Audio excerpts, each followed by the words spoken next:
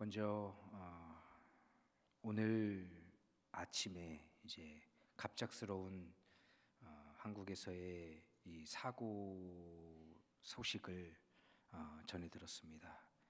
이 제주 항공이 이제 위에서 새가 엔진룸에 들어가는 이 버드 스트라이크를 경험하면서 이제 착륙하는 데 있어서도 랜딩 기어가 내려오지 않아서 많은 사람들의 인명 피해가 발생했다라고 이야기를 들었습니다. 181명의 탑승객 가운데 제가 아까까지 뉴스로 접할 때에는 2명의 이 맨 뒷자리에 있는 이 승무원만 이제 생존했고 나머지는 사망으로 추정된다라는 그런 안타까운 사고 소식을 전해 들었는데, 먼저 그 사고로 인해서 주변에 가까운 그리고 가족을 잃게 된 유가족분들의 마음에 하나님의 위로가 임하기를, 그리고 그 사고로 인해서 안타까운 삶을 이제 잃게 된 많은 분들에게 주님의 평화가 임하기를 간절히 기도합니다. 참 무거운 이야기로 오늘 말씀을 이제 시작하게 되는데, 여러분 2024년이 이제 우리의 삶에도 끝이 저물어가고 있습니다. 보통 이맘때가 되면 우리는 지나온 한 해를 돌아보며 지나온 한 해 가운데 내 삶의 성공과 실패가 무엇이 있었는지를 바라보게 되시오. 아마 여기에 모이신 모든 분들의 삶 속에서도 지나온 2024년 한 해 가운데에서도 기쁜 순간도 있었을 거고요, 또 아픈 순간도 있었을 겁니다. 또 어떤 사람에게는 성취와 기쁨의 해였을 수도 있지만, 또 다른 어떤 이에게는 실패와 아픔의 해로 남았을지도 모릅니다. 그런데 여러분, 우리의 삶의 상황과 환경이 어떠하든지 간에 우리가 기쁨으로 그리고 기대와 소망을 갖고 우리에게 찾아오는 2025년을 맞이할 수 있는 이유는 우리의 참되신 주님이 그 길을 예비하고 계시기 때문입니다. 어느 날 한 아이가 풍선을 들고 뛰어가다가, 이제 안에 헬륨가스를 넣은 풍선 아시지요? 이제 위로 이렇게 쭉 올라가는 이제 풍선을 들고 뛰어가다가 실수로 그 풍선을 놓쳐버렸어요. 여러분, 어린아이들이 그 갖고 있던 풍선을 놓치면 어떤 일이 발생할까요? 네, 울어요. 막 어떡하냐고 막 악을 쓰면서 웁니다. 그러면서 풍선을 놓쳤다고 말하죠. 그 말을 듣는 옆에 있는 아버지가 아이를 이렇게 꼭 안아주면서 이렇게 이야기를 합니다. 괜찮아, 아빠가 새 풍선 사줄게. 그러면 그 말을 듣는 아이는 아버지의 그 말을 듣고 울음을 그치고 아버지의 손을 꼭 붙잡지요. 왜 그럴까요? 왜 아이는 울음을 그칠 수 있습니까? 아빠가 새 풍선을 사줄 걸 믿기 때문이에요. 믿기 때문에. 아빠가 새 풍선 사주지 않을 거라고 믿으면 계속 울 거예요.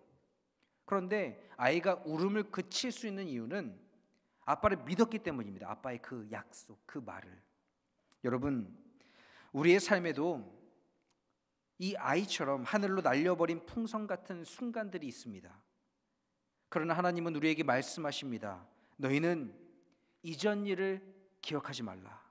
내가 새 일을 행할 것이다. 우리의 삶을 붙드시는 하나님께서 여러분 2025년 새해를 새롭게 준비하고 계십니다.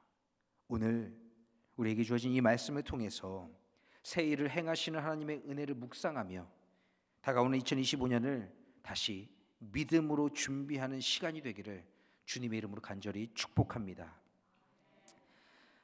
오늘 우리가 함께 읽은 이사야 43장 본문 말씀은 이스라엘 백성들이 역사적으로 가장 어두운 시기를 지나면서 선포된 하나님의 약속의 말씀입니다. 당시 이스라엘은요, 바벨론 제국에 의해서 멸망하고 많은 사람들이 그 땅으로 포로로 끌려가서 이스라엘 사람들은 삶의 터전을 잃은 상태였지요. 이들은 하나님의 선택된 백성들이었지만 반복된 죄와 불순종으로 인해 징계를 받아야만 했습니다. 나라를 잃고 성전이 무너지고 민족의 정체성을 유지할 수 없다는 그런 절망감 속에서 이스라엘 백성들은 과거의 영광을 그리워하며 무력감에 빠져 있었죠. 그런데 하나님께서 이 이사야 선지자를 통해 주신 첫 번째 메시지는 뭐냐 하면, 너희는 이전 것을 기억하지 말라라는 명령이었습니다.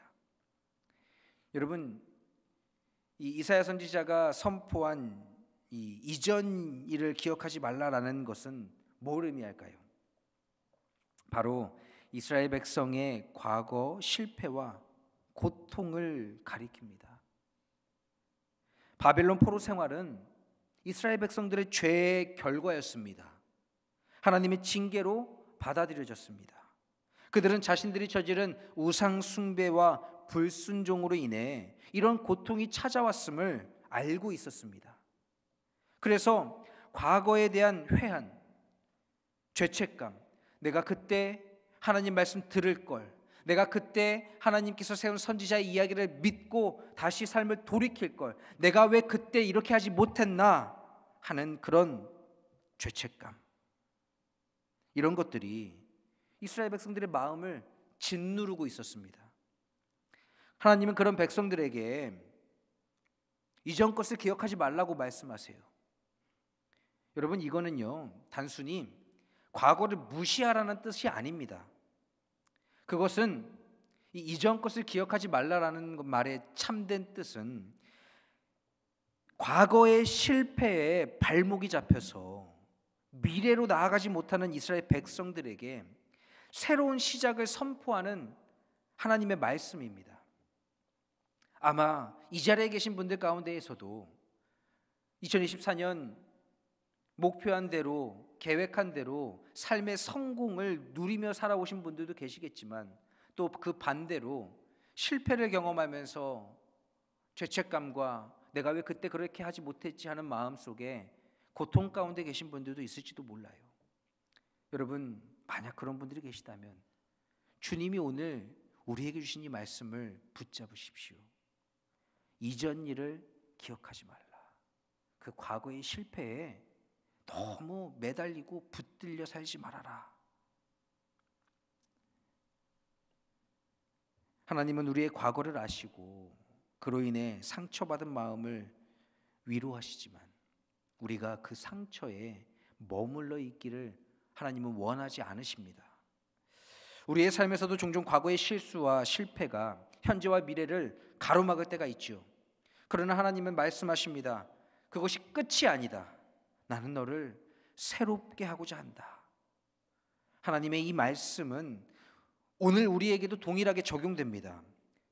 예수님이 십자가에 달려 죽으시고 부활하신 이후에 제자들은요, 여전히 혼란과 두려움 속에 있었습니다. 그들은 예수님이 십자가에 못 박히시는 장면을 목격했고 예수님의 고개가 호흡이 떠나가서 떨궈지는 장면을 목격했습니다. 그러나 또한 예수님이 부활하셨다라는 그런 소식도 전해 들었지만 여전히 그 의미를 제자들은 온전히 이해하지 못했습니다. 특히 여러분, 베드로는요, 예수님이 십자가에 달려 죽기까지 그는 예수를 모른다고 3번이나 부인했던 사람입니다. 여러분, 베드로 스스로는 나름대로 자부심을 갖고 있던 사람이에요. 내가 예수님의 첫 번째 제자야. 내가 수제자야. 나만큼 예수님의 말씀에 순종하는 사람 없어. 내가 이 제자들 가운데 최고야 하는 그런 자부심을 갖고 살던 사람이었습니다. 그런데 그가 예수님이 잡혀가시고 난 그 다음부터 예수님을 계속해서 나는 그 자를 모른다, 저주까지 해가며 부인합니다. 그로 인해 그는 예수님이 부활하셨다라는 소식을 들었지만 여전히 깊은 절망감에 빠져 있었지요. 그는 자신이 예수님을 따르기에 부족한 사람이라고 여겼고 예수님께서 자신을 더 이상 제자로 사용하지 않으실 것이라는 그런 두려움 속에서 괴로워했습니다. 이러한 상태에서 베드로는 자신의 고향 땅인 갈릴리로 돌아가서 자신의 옛사람, 사람을 낚는 어부의 삶에서 물고기를 낚는 다시 옛사람 어부의 삶으로 돌아갑니다. 베드로는 그날 밤도 여전히 배를 타고 물고기를 잡으러 나갔지만 아무것도 잡지 못했습니다. 물고기를 아무것도 잡지 못했다라는 이 말씀은 단순히 정말 그물에 아무런 물고기가 없었다라는 말씀이 아니라 그의 마음속 깊은 곳에서 느끼는 공허함 그리고 무력함을 상징하지요. 과거로 돌아가려 했지만 그는 더 이상 과거로 돌아갈 수 없는 베드로였습니다. 예수님과의 여정에서 벗어난 삶은 자신에게 더 이상 만족을 주지 못했습니다. 동이틀 무렵 베드로와 제자들이 지친 모습으로 이제 배에 걸터 앉아 있는데 낯선 한 사람이 그들 곁으로 다가와서 말을 건네죠. 얘들아, 물고기가 있느냐? 그 말을 듣자 그들은 아니요, 없습니다 라고 대답합니다. 그러자 다시 그 낯선 사람이 그러면 다시 배를 타고 나가 그물을 오른쪽으로 던져라 라고 말하자 베드로와 제자들은 그 말에 반신반의하면서 그물을 오른쪽으로 던집니다. 놀랍게도 그 순간 그물에는 물고기가 가득 찼습니다. 그들은 즉시 그 낯선 사람이 누구인지 알게 되죠. 바로 우리의 주님 예수님이시구나 하는 걸 깨닫습니다. 이 장면은 예수님께서 처음 제자들을 부르실 때와 놀랍도록 유사하죠. 물고기조차 잡지 못한 제자들에게 나를 따르라며 그들을 사람을 낚는 어부로 부르셨던 그 순간을 떠오르게 합니다. 베드로는 그 소리를 듣고 즉시 급히 겉옷을 걸쳐 입은 채 물로 뛰어들어요. 그러면서 예수님께로 달려가고 싶어서 물살을 가르면서 힘겹게 예수님께로 갑니다. 비록 과거의 실패로 인해 무거운 짐을 지고 있었지만 예수님을 향한 사랑은 여전히 그의 마음을 붙들고 있었습니다. 베드로가 예수님께 도착했을 때 예수님은 이미 앉아서 모닥불을 피워놓고 물고기와 떡을 준비하시고 계셨습니다. 이 장면은 단순한 조반의 준비를 넘어서서 예수님께서 베드로와 제자들을 다시 회복의 자리로 초청하시는 장면입니다.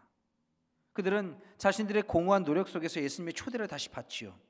그러면서 예수님이 제자들에게 말씀하십니다. 와서 아침을 먹으라. 이 초대는 단순히 배고픔을 해결하기 위한 식사 초대가 아닙니다. 그것은 그들을 새로운 미래로 초대하는 예수님의 사랑과 용서의 상징이지요. 베드로는 예수님의 말씀을 들으면서 자신의 과거 그 실패를 떠올렸을지도 몰라요. 그러나 예수님은 그의 실패를 묻지 않으십니다. 예수님은 그를 정죄하거나 책망하지 않으십니다. 대신 조용히 그의 필요를 채우면서 그를 새로운 시작으로 이끌어 가십니다. 식사가 다 끝난 후에 예수님은 베드로에게 이렇게 묻습니다. 요한의 아들 시몬아, 네가 나를 사랑하느냐? 그 질문에 베드로는 가슴 깊은 곳에서 다시 죄책감과 또 자신이 그때 내가 실패했었어 하는 그런 절망과 좌절 가운데에서 예수님께 힘겹게 대답합니다. 네, 예수님, 제가 사랑합니다. 그러자 다시 예수님이 베드로에게 묻습니다. 요한의 아들 시몬아, 네가 정녕 나를 사랑하느냐? 그러자 다시 한번 베드로는 힘겹게 예수님께 말합니다. 네, 예수님, 사랑합니다. 그러자 다시 예수님은 요한의 아들 시몬아, 내가 여기 이 다른 사람들보다 나를 더 사랑하느냐? 라고 묻자 베드로는 그제서야 힘있게 네 주님, 내가 당신을 정말 사랑합니다 라고 대답합니다. 여러분, 이 대답을 하는 이 과정 속에서 베드로는 어떤 마음이었을까요? 예수님은 동일한 질문을 3번이나 반복해서 부르셨어요. 베드로는 이 3번의 질문을 통해서 과거 자신이 3번 예수를 모른다고 부인했던 자신의 그 실패가 떠올랐을 겁니다. 그러나 이 질문은 예수님이 베드로의 실패를 책망하거나 비난하기 위한 것이 아니었어요. 그것은 바로 다시 베드로를 회복시키고 다시금 사명의 자리로 초대하기 위한 예수님의 방법이었습니다. 베드로는 마지막으로 이렇게 고백하지요. 주님, 모든 것을 아시며 내가 주님을 사랑하는 줄을 주께서 아시나이다. 예수님은 그 고백을 들으시고 말씀하십니다. 내 양을 먹이라. 예수님은 베드로의 과거의 실패에 베드로를 머물게 하지 않으십니다. 대신 그를 새로운 사명으로 부르시면서 하나님의 나라를 위해 다시 일어나 걸어가도록 초대하십니다. 베드로는 이 사건을 통해서 자신의 실패가, 과거의 그 실패가 끝이 아니었음을 깨닫게 됩니다. 예수님은 그의 연약함을 아시지만 그 연약함 속에서도 그를 사용하시고 사명을 다시 맡기십니다. 우리의 삶에서도 마찬가지죠. 우리는 종종 실패로 인해 좌절하지만 예수님은 우리의 실패를 그저 실패 속에 머물게 하지 않으십니다. 그분은 우리의 상처와 실수를 통해 새로운 길을 열어주십니다. 사랑하는 참사랑교회 성도 여러분,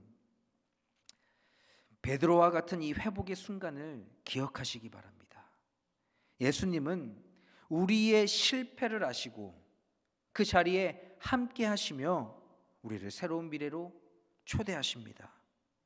우리가 과거에 머물지 않고 하나님의 사랑과 은혜를 붙잡으며 미래로 나아갈 때 우리는 하나님이 주시는 참된 기쁨과 참된 평화를 경험하게 될 줄로 믿습니다. 이번 한 해를 마무리하면서 우리의 과거 실패와 아픔을 주님께 맡기십시오. 그리고 예수님께서 베드로에게 하셨던 말씀을 기억하십시오. 내 양을 먹이라. 주님은 이와 같이 우리를 여전히 우리의 사명의 자리로 부르십니다.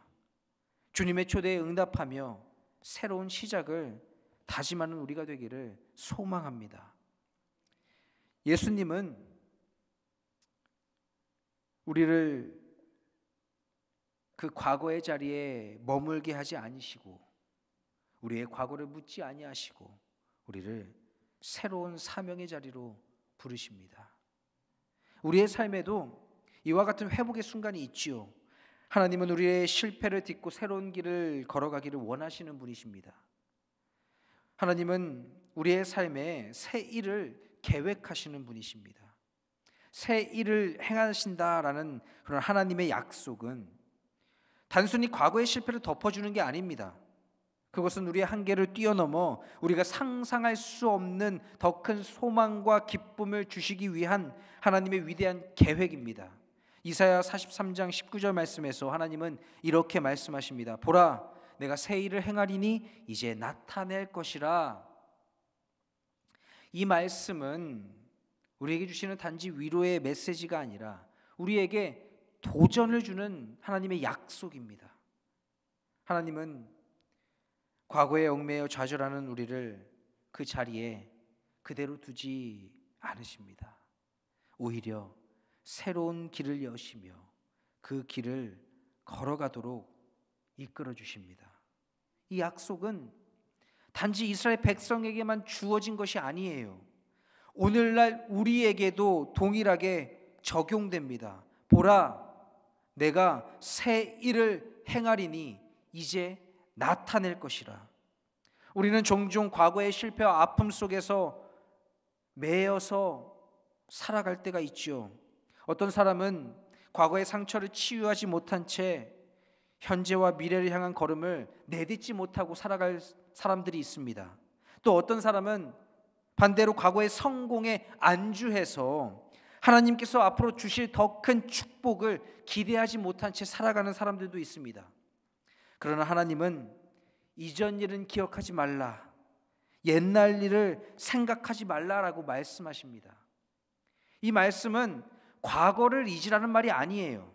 오히려 우리를 더 이상 그 과거의 시선에 빠져서 살지 말고 그 시선을 이제 돌려서 하나님께서 준비하신 새로운 일에 집중하라는 그런 초대입니다.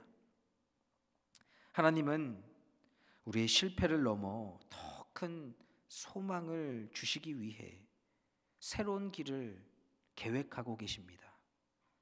하나님께서는 바벨론 포로로 고통받던 이스라엘 백성에게 광야에서 길을, 사막에 강을 내리라 라고 약속해 주십니다.